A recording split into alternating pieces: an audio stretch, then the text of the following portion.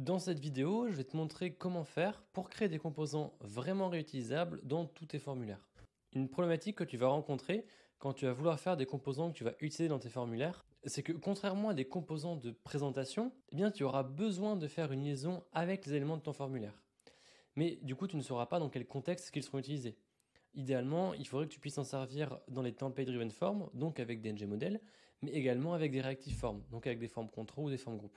Tu verras que c'est peut-être quelque chose qui peut te sembler simple au premier abord, mais entre la liaison des composants avec ton formulaire, la possibilité d'afficher l'état de ton formulaire dans ton composant, de pouvoir afficher les erreurs, et même tout simplement la façon dont tu vas créer ton composant pour avoir la meilleure développeur expérience possible, eh bien, je vois que ça peut vite se complexifier. On va aborder plusieurs fonctionnalités très intéressantes d'Angular. Je te conseille de rester jusqu'au bout car tu pourras te servir de toutes ces notions dans tous tes projets et je pense que c'est quelque chose qui pourra vraiment te servir à beaucoup d'occasions. Avant de te montrer comment est-ce que tu pourrais faire pour toi aussi créer des composants utilisables dans tes formulaires, eh bien, je voudrais te présenter deux erreurs que je vois très régulièrement quand j'interviens sur de nouveaux projets. La première erreur qu'il faut que tu évites lorsque tu veux créer un composant que tu as réutilisé dans tes formulaires, c'est d'utiliser un composant qui va te permettre d'interagir avec ta donnée via une réaction sur un output. Ici, j'ai un composant appInput.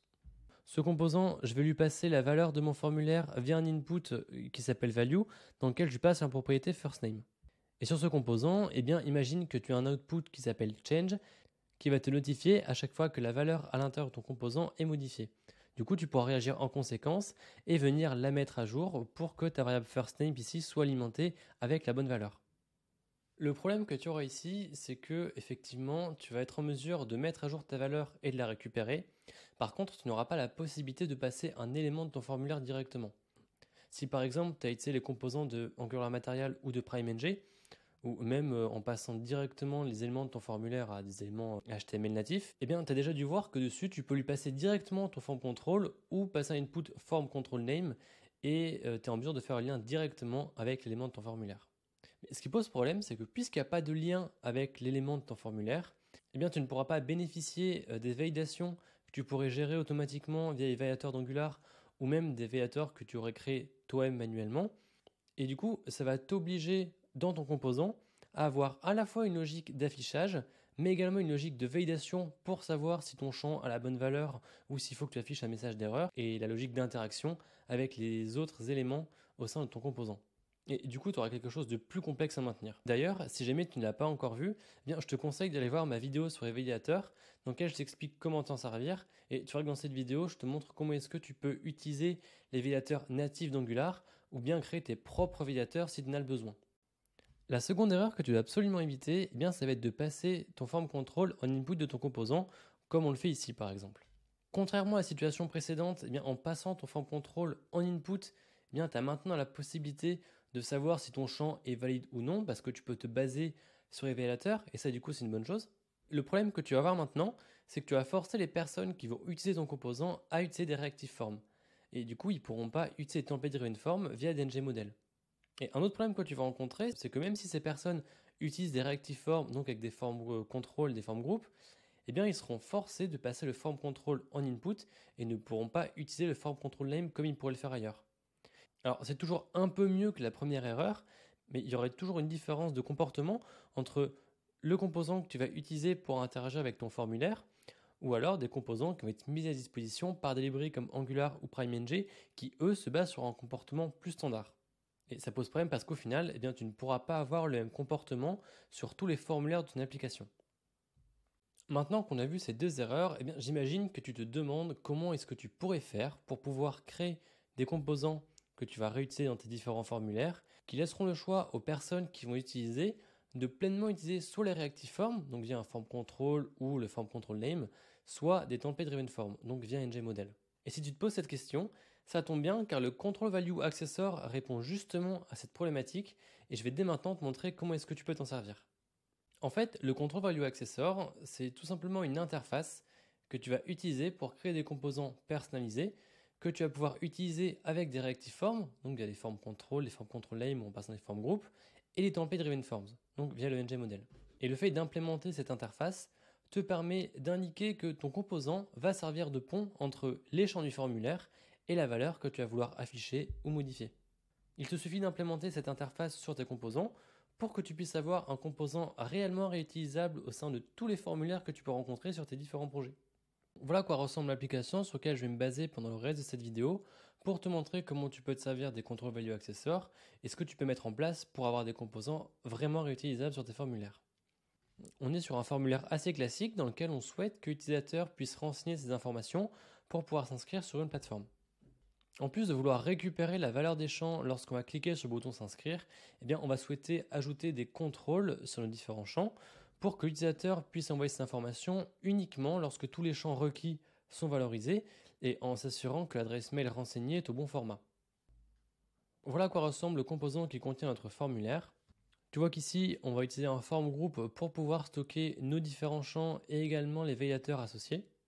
Maintenant, si on regarde le HTML, tu vois qu'on va afficher un composant qu'on a créé nous-mêmes, donc le app input, mais qu'on n'a pas encore fait le lien avec le formulaire.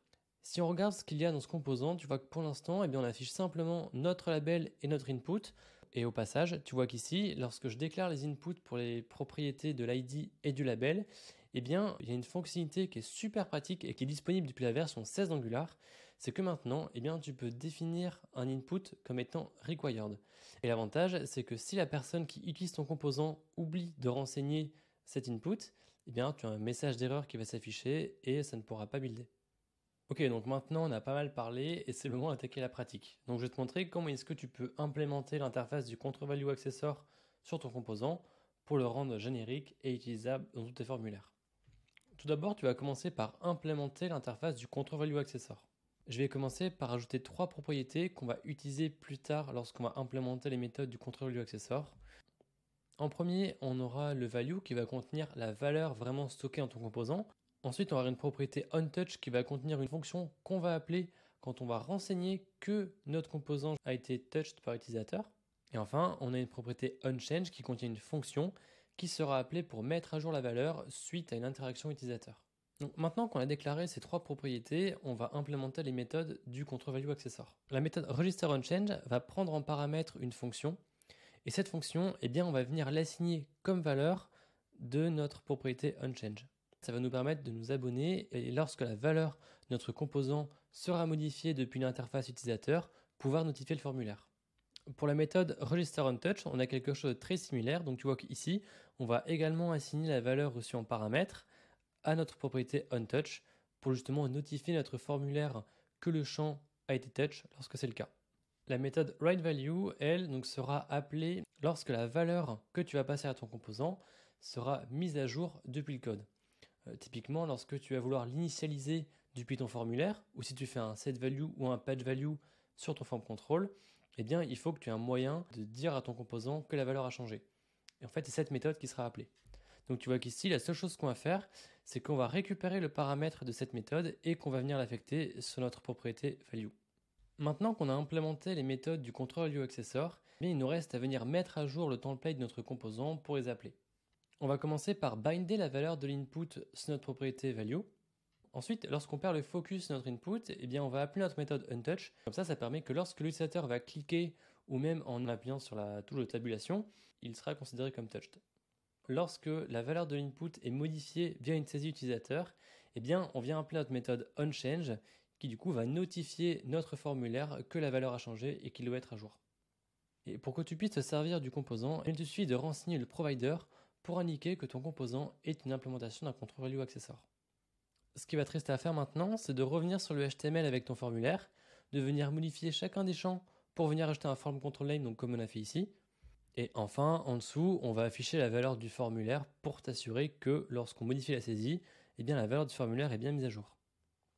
On est de retour sur l'interface de notre formulaire et tu vois que maintenant, si jamais je viens saisir des données dans les différents champs, j'ai bien la valeur de mon formulaire qui est mise à jour en dessous. Donc déjà comme ça, le fait d'implémenter le control value accessor t'a permis de faire le lien entre ton composant et ton formulaire. Et tu vois que les quelques méthodes qu'on a implémentées, la logique, ça sera la même à chaque fois. Il te suffit d'implémenter ces méthodes et tu pourras réutiliser tes composants partout dans n'importe quel formulaire. Dans la suite de la vidéo, on va se servir des reactive forms et des form control. Mais tu vois qu'ici, notre composant, au lieu de lui passer un form control, je peux également lui passer un ngModel, donc de la même façon. ici avec chacune de mes propriétés. Et ici, par exemple, je vais vouloir afficher le first name, last name et la compagnie. Je reviens sur l'interface. Si je mets à jour mes données, c'est pareil, le lien est bien fait entre les deux. Donc encore une fois, le fait d'implémenter le contrôle UI accessor te laisse beaucoup plus de possibilités que si tu fais comme les deux erreurs qu'on a vues avant, et tu as un comportement qui est beaucoup plus standard, donc qui pourrait être utilisé par n'importe qui, et tu es sûr qu'il n'y aura pas de breaking change avec les futures évolutions d'Angular. Maintenant qu'on est en mesure de faire le lien entre notre composant et le formulaire, eh bien, j'aimerais que tu puisses avoir un cas d'utilisation vraiment complet, et on va aller un peu plus loin. On va afficher l'état du champ, donc savoir s'il est valide ou non, et également ajouter la possibilité d'ajouter les erreurs liées à nos validations. On va venir modifier le CSS de notre input component pour pouvoir mettre le champ en évidence quand il est en erreur. Puisqu'on a fait le lien entre notre composant et les formulaires d'Angular, eh bien on peut venir s'assurer de la présence des classes ngTouched et ngInvalid. Et si c'est le cas, eh bien on va afficher une bordure rouge pour indiquer que notre champ est en erreur.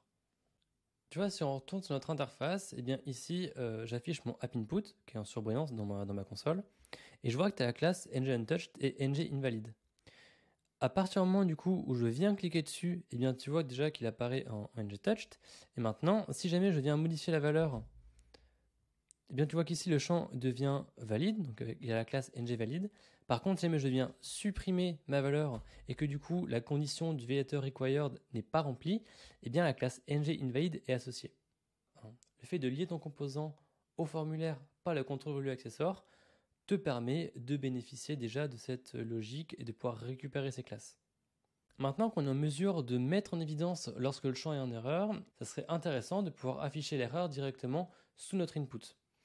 Et en ce qui concerne la manière de gérer les erreurs, je te propose de t'inspirer de celle qui est faite sur les formes field d'Angular Material parce que je la trouve très pratique à utiliser.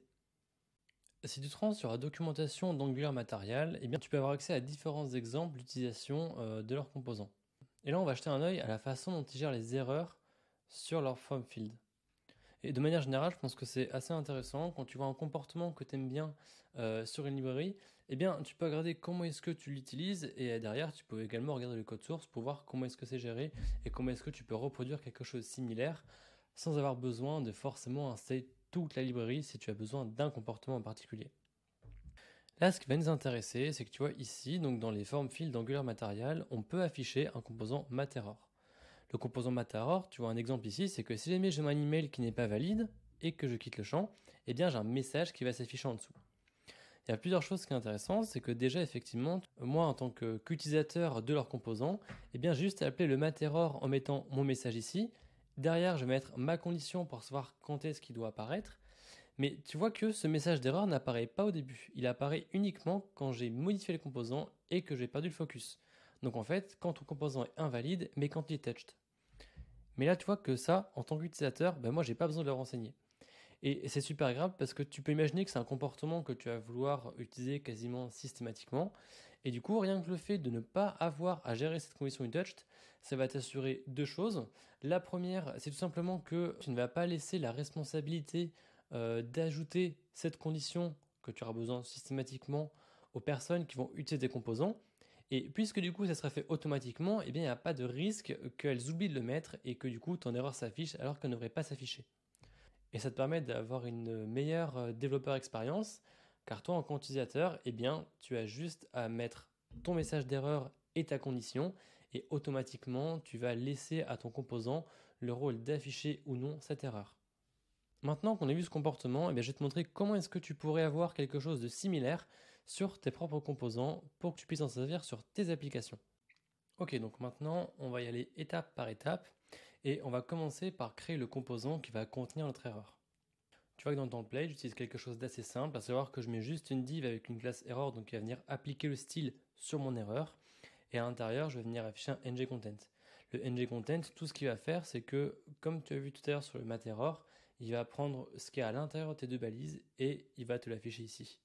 Ici, tu pourrais être tenté de te dire qu'on n'a pas besoin d'un composant pour l'erreur, au vu du peu de logique qu'on va avoir, et qu'on pourra appliquer un style.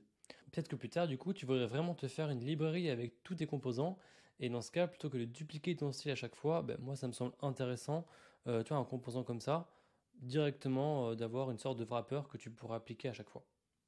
Dans l'input component, je vais commencer par rajouter une div qui va faire office de conteneur pour avoir une taille fixe. ce qui va permettre en fait qu'on affiche l'erreur ou non, qu'il n'y ait pas de décalage dans le formulaire. Ensuite, tu vois qu'ici, comme je viens de t'expliquer pour notre composant d'erreur, eh bien, je vais utiliser le ngContent. Tu pourrais tenter de passer le message d'erreur via un input, mais là, je vois plusieurs problèmes.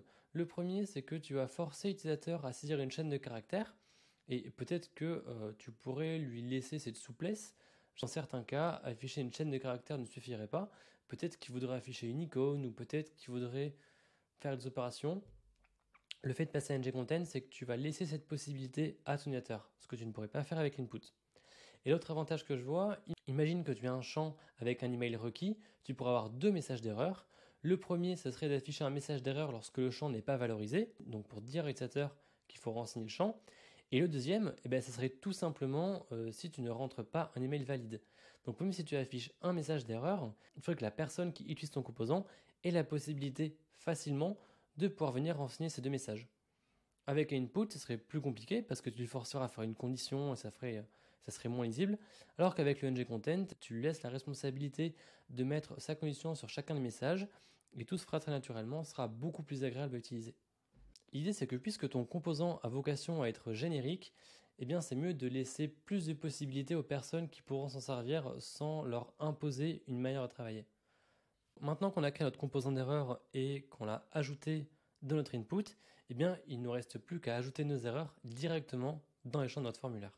Maintenant, quand tu veux te servir de ton erreur, et tu vois qu'il te suffit de rajouter ton composant AppError à l'intérieur de ton input, en lui spécifiant ton message d'erreur, ainsi que la condition à remplir pour pouvoir afficher ton message. Et pendant qu'on y est, j'aimerais attirer ton attention sur un point.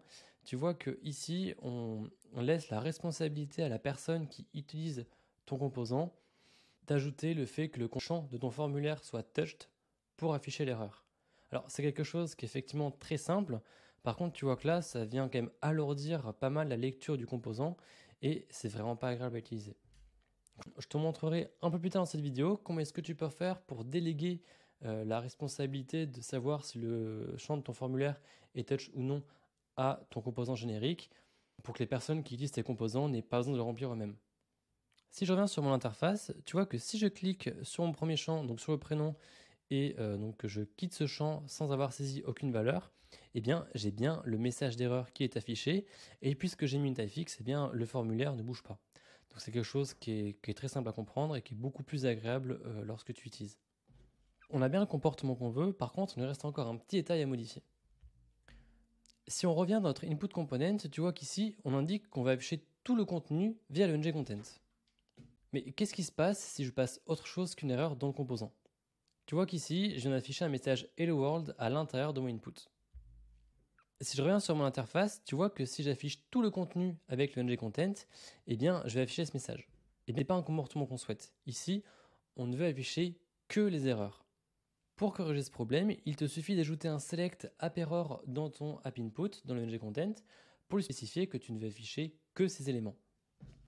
Tu vois que si je reviens sur mon interface, eh bien, le message ne s'affiche plus.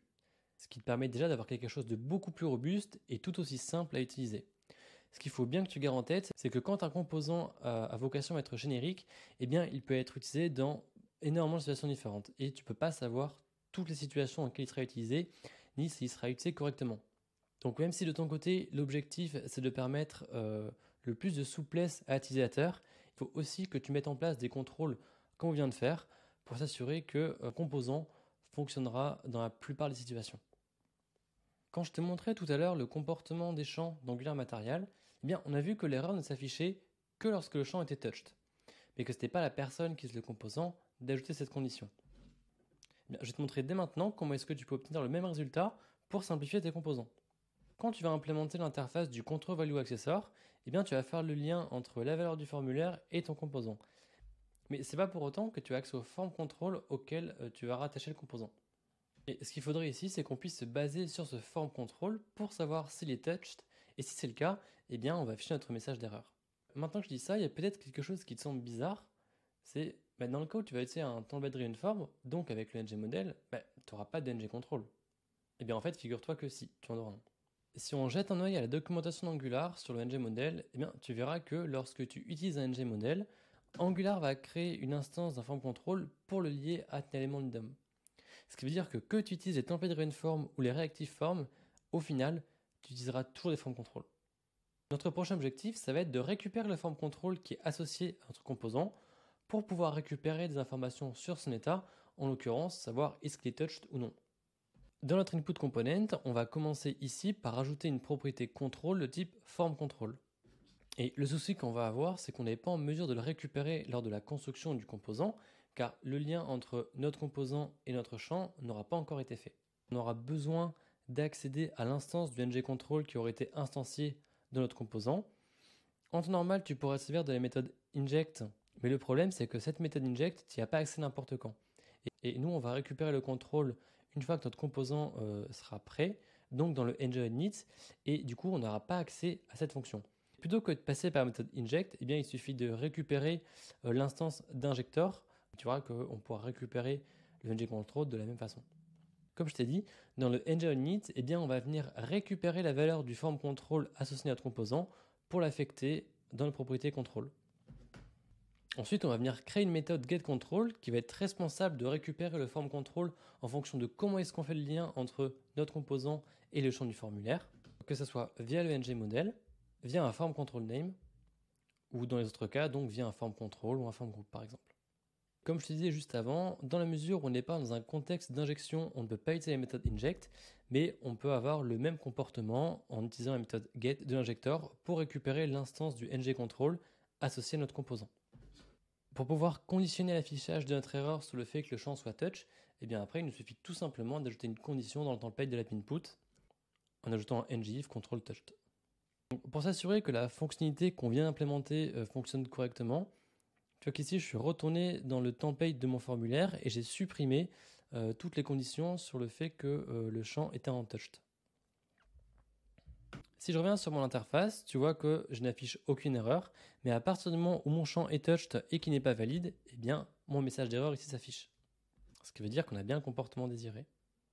Je ne sais pas si tu as déjà fait attention, mais si tu as déjà utilisé Angular Material, lorsque tu utilises leurs composants de formulaire, lorsqu'un champ est indiqué comme required, eh bien tu vois qu'ici tu as un astérisque qui est automatiquement ajouté à la fin du label. C'est un comportement qui est assez pratique parce que ça permet à ton utilisateur final de savoir que le champ est requis, tout en évitant à la personne qui va développer le formulaire de le renseigner manuellement dans le label. Et en faisant en sorte que ce contenu, donc que ce soit un astérisque ou n'importe quoi d'autre, soit ajouté automatiquement, tu es sûr de ne pas oublier que le champ est marqué comme requis et tu es sûr d'avoir le même comportement partout dans ton application. La bonne nouvelle, c'est qu'on a déjà fait la plus grosse partie du travail dans la mesure où on récupère déjà le form control associé à notre composant. Donc tu vas voir qu'on peut rajouter ce comportement très facilement dans notre application. Dans le CSS, notre input component, tu vois qu'ici, on va utiliser la propriété CSS content pour venir rajouter du contenu après notre élément. Donc, dans mon cas, je vais afficher un astérisque pour faire comme Angular Material, mais tu pourrais mettre n'importe quelle chaîne de caractères. Et donc maintenant, ce qui va nous rester à faire, c'est de trouver le moyen d'ajouter la classe required sur notre label pour que ce contenu puisse être ajouté automatiquement. Pour déterminer si le form control lié à ton utilisateur implémente le validator required, eh bien il te suffit d'appeler la méthode asValidator en lui passant validator.required en paramètre.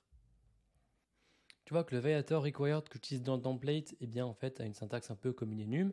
C'est tout simplement que quand je travaille avec Zenum, j'ai l'habitude de créer une propriété avec le même nom et la même case que enum. Comme ça, tu peux t'en servir très facilement dans ton template. Maintenant, ce qu'il faut que tu gardes en tête, c'est que les champs de tes formulaires peuvent être liés à ton composant via des reactive forms, mais également par les template driven forms. Ce qui veut dire que dans le cas d'un reactive form, eh bien, sur le form control, tu auras bien tous tes validateurs. Par contre, si ton utilisateur utilise un ngModel, eh bien, le validator.required ne pourra pas être renseigné, et dans ce cas, il faudra un autre moyen pour savoir si le champ est requis ou non. Pour permettre à tes utilisateurs de pouvoir utiliser soit des reactive forms, soit des template driven forms, eh bien on va ajouter un input required qui sera valorisé à false par défaut. Maintenant qu'on a ajouté cette propriété, eh bien il nous suffit de mettre à jour la condition du ngClass dans notre template. J'aimerais en profiter pour te montrer une petite amélioration qu'on pourra apporter. Ici notre input required est de type booléen. Ce qui veut dire que si quelqu'un veut utiliser notre composant avec un ngModel et le définir comme required, en l'état, il sera obligé de renseigner l'input de cette façon, donc entre crochets et en lui passant trou après. Mais depuis la version 16 d'Angular, eh bien, tu peux passer une propriété transform dans ton input qui va venir en fait appliquer une transformation sur la valeur que tu passes d'input à ton composant. Et dans ce cas-là, on va pouvoir utiliser donc la fonction boolean attribute qui est déjà mise à disposition par Angular pour indiquer que cet input sera un booléen. Et en fait, ce que ça va te permettre, tu vois, c'est que ici, tu vas pouvoir avoir la syntaxe de droite. Tu auras juste besoin de spécifier le required. Et en fait, tu auras le même comportement que si tu voulais définir l'élément required comme sur un élément HTML natif. L'idée, c'est que ton composant a vocation à être générique, donc à être utilisé par peut-être plusieurs personnes, différents projets. Donc c'est quelque chose de gratuit de ton côté quand tu crées ton composant, mais ça simplifie quand même pas mal la lecture et l'utilisation de ton composant par la suite. C'est beaucoup plus agréable de travailler avec des composants comme ça. Maintenant, si je reviens sur notre interface, eh bien, tu vois que tous les champs qui sont requis ont bien un astérisque après leur label, que l'email ou le téléphone, qui sont des champs qui ne sont pas obligatoires, n'en ont pas. Donc, maintenant, on a quelque chose qui est entièrement fonctionnel, donc tu es en mesure d'avoir un composant que tu pourras réutiliser très facilement sur tous tes projets, aussi bien avec des template driven forms qu'avec des reactive forms. Mais c'est vrai que ça fait quand même pas mal de lignes de code qu'on va utiliser de notre composant. Et surtout, c'est un peu dommage parce que cette logique, eh bien, ça sera quand même la même à chaque fois. Donc on va se retrouver à dupliquer ce code avec le onTouch, le onChange, les trois méthodes du coup qu'on va implémenter du control value accessor, ainsi que la méthode pour récupérer le contrôle. Ça, c'est pas dépendant vraiment de notre composant, et ce serait quand même super intéressant si on pouvait extraire ce comportement pour pouvoir à la fois simplifier notre composant, mais également mutualiser ce comportement pour tous les prochains composants réutilisables avec des formulaires qu'on voudrait développer.